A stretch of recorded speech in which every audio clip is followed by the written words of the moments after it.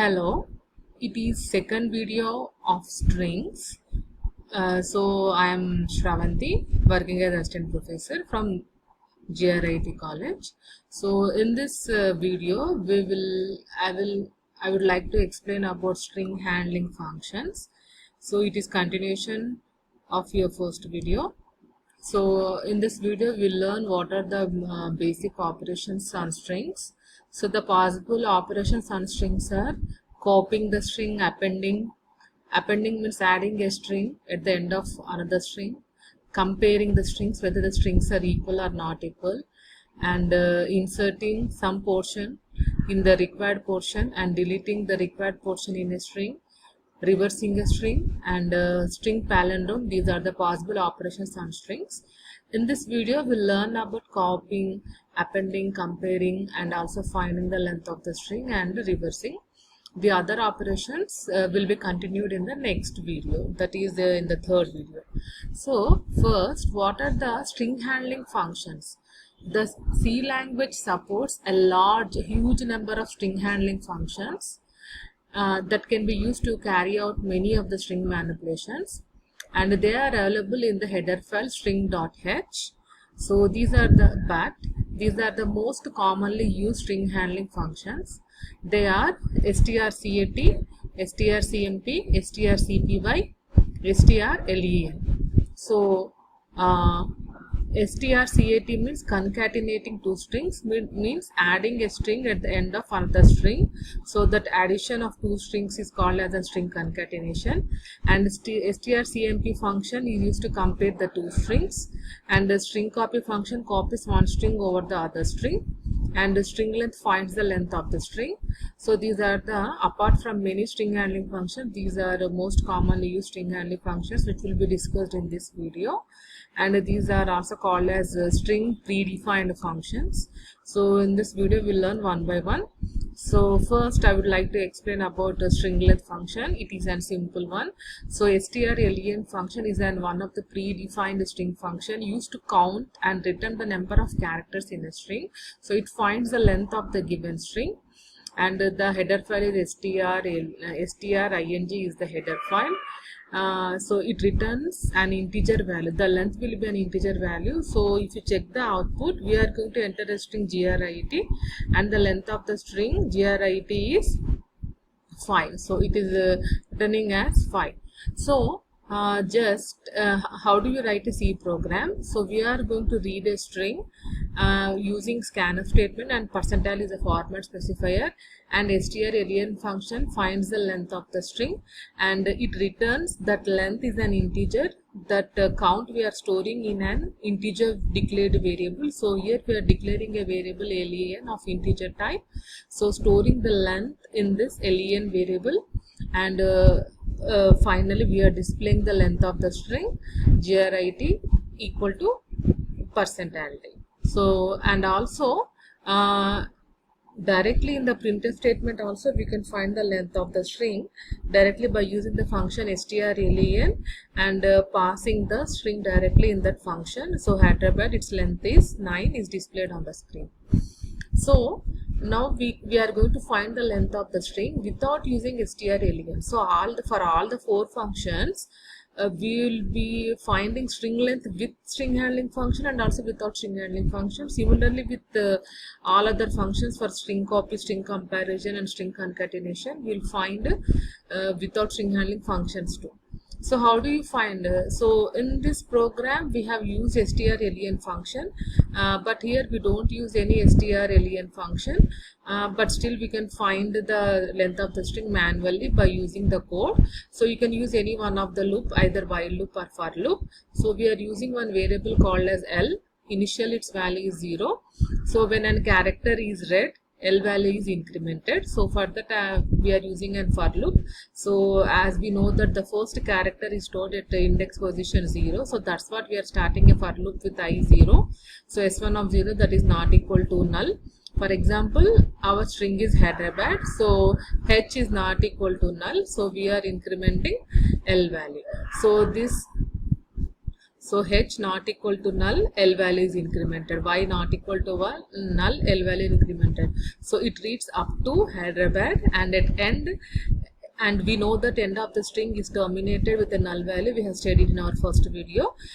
So at the end, null not equal to null condition fails. You will be out of that for loop. So finally, we'll be displaying that L value. So Hyderabad is, the length is 9. So in this way, manually we can implement this. Next function, strcpy. It copies one string to another string. So directly we can use. So here we are going to declare two strings. In S1 we will be reading our original string. That original string will be copied S2. It means the string S2 contains the duplicate string. So enter a string. We are reading our string in S1. For that we are using a format specifier % alias, and just observe here no ampersand is used for reading the strings.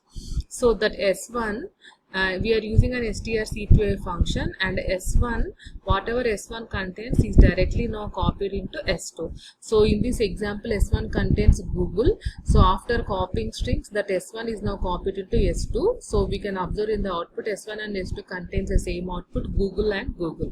So after copying strings are S1 and S2 contains the same string Google.